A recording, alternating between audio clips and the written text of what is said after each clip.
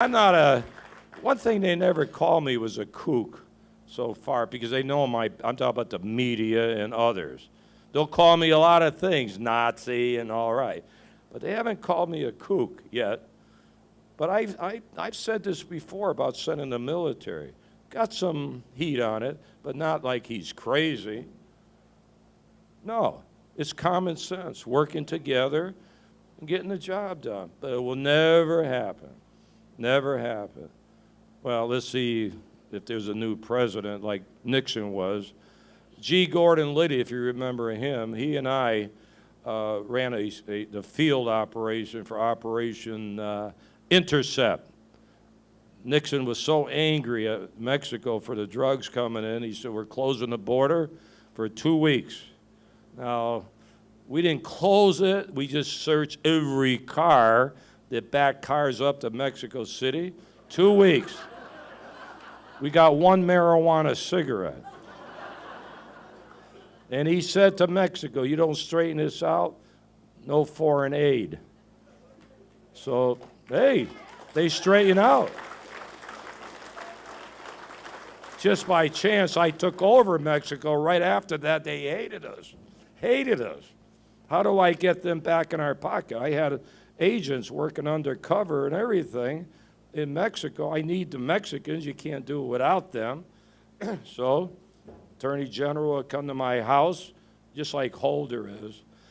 Excuse me, although he won't come to my house unless he had a warrant. And so I used to have the Mexican Attorney General over my house. It was great. He liked blueberry pie, not apple pie. Blueberry pie. My wife used to pump out blueberry pie and throw in a little shots of whiskey. I got more done with blueberry pie than I did in whiskey, than the big stick. I had no problem after that. Of course, it became Operation Cooperation, so they threw in Canada to make it look like we're not just siding or fighting Mexico, so it had 3 countries. Well, okay, still got the job done. That's how you do it. That's how you do it. So I don't know. Now, the Tea Party got me in a lot of trouble. Do we have any Tea Party people? I don't. So, oh. Well, thank you for getting me in all this trouble. Thank you. I don't know if you know where Arizona is or Phoenix area, but there's a little town called Surprise on the west side. So they had about 200 members of the Tea Party in that area. So they came to my office, 200 signed petitions, wanted me to do something. 4 of the representatives came in, and they said, Sheriff, you're the elected sheriff. Will you please investigate the president? So I had to make a decision. Normally I do it right away, because if you say no, they know you're going to dump it in the wastebasket, and you're going to say, I got to run it by legal lawyers. I don't have the resources. I don't know about this. It's not my jurisdiction. On and on and on. So I told him, yeah, you know what, I had to make a big decision because they're my constituents. They wanted me to do something. I'm the sheriff. I said, okay. And I started it. So I'm not the smartest guy around, but I do have a posse made up of 57 different posses. Only the sheriff can swear in the public, and I give him the authority to enforce the law, just like a regular deputy. So I got over 2,500 with guns, and I use the posse to help us enforce the law. Why not? They got 35 airplanes. They belong to them, but it belongs to me because they can't operate without me. So I have a cold case posse, you know, ex-cops. Cold case, go after cold cases.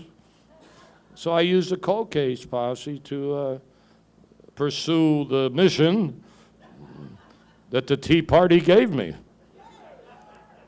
Figuring who's going to blast me. It's not costing any taxpayers money because I'm sure they went after me anyway, but I'm sure they would say, why are you using taxpayers' money? No, it doesn't cost. So we launched our investigation. It doesn't take that much personnel, full-time, and I had my press conference initially, and I put the evidence on the board. All the media didn't even want to look at the board. All they wanted to look at me, say, what are you doing? You don't know what negative thing. Then we had another press conference to update this version. Now, first of all, I never said the thrust was not to show where the president was born. I could care less where he was born. I want to know, I'm investigating a fake, forged document. That's it. That's all I'm doing. Government document. Government document. That's all. I don't care about all this other stuff, All I said when I started this, Mr. President, give me a copy of your birth certificate. Give me a microfilm, something to show where you were born. And I won't have to worry about the fake birth certificate. No, I get nothing. Nothing. I can't get anybody to look at this. Can't get Congress, nobody. Congress will go after hookers in Colombia. Remember the Secret Service there? They have hearings. They have hearings on the government holding conferences in Vegas, and instead of feeding chicken, they were giving them steak. That was a big hearing. How come I can't get a hearing? Think of that. Think of that. And the media, it's a big blackout with the media. But all I can tell you, let me say in law enforcement, that when you get evidence of a crime, probable cause, you always like to know who did it. Isn't that the thing you always want to prove? Who did it?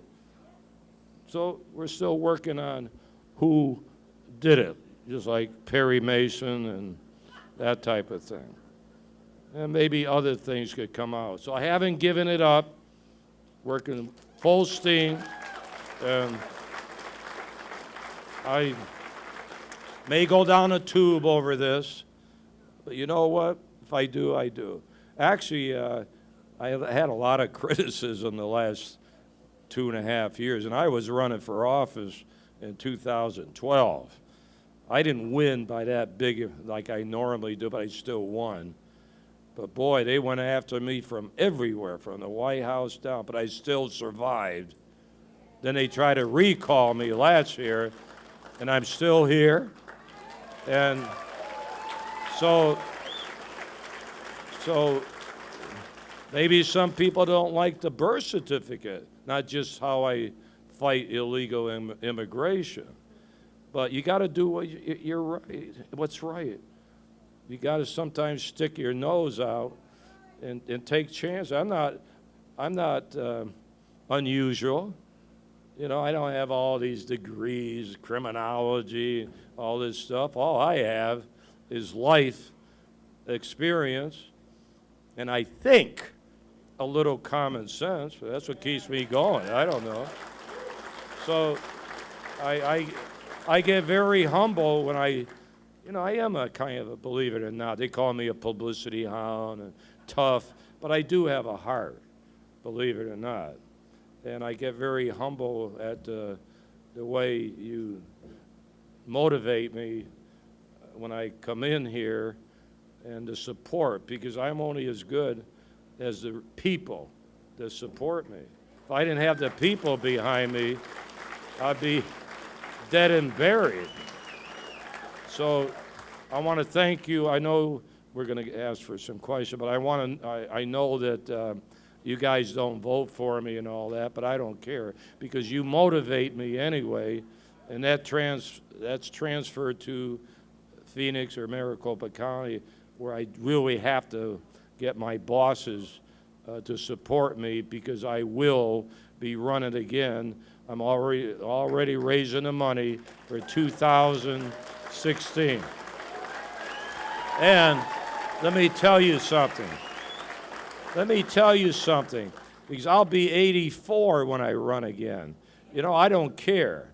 They can go after me, say he's old, if they got the guts to do it.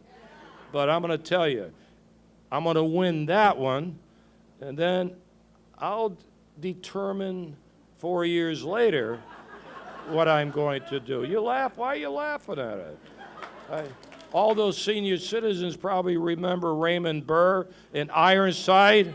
Remember, he was in that wheelchair? If I have to go in a wheelchair, I'll go in a wheelchair. And I got a .50 caliber machine gun.